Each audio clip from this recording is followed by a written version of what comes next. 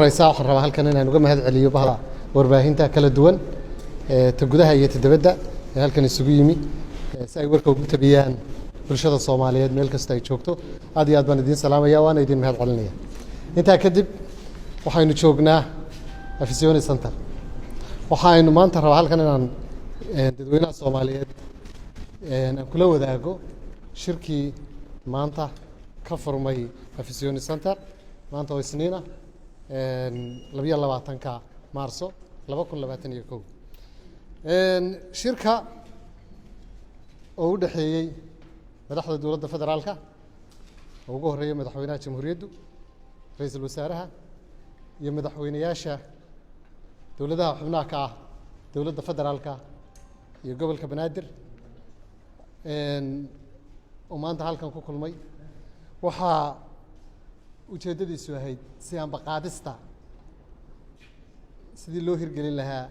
heshiisyadii 17 Sebtembar ee Muqdisho iyo 16 Febraayo 2021 ee Baydhabo ee guddida farsamadu ay soo diyaariyeen waxa ka soo qayb galay dhammaan qaybihii la casuumay ee madaxweynuhu casuumay marka laga reebo dawlad goboleedyada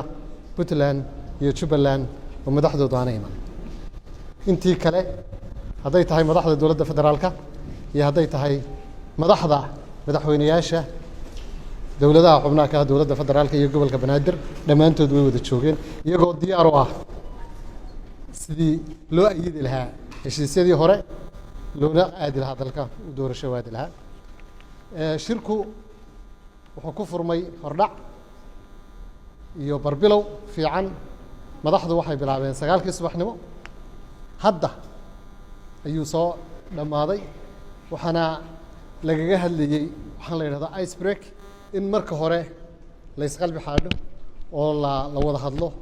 oo si loo gundadago ajandaha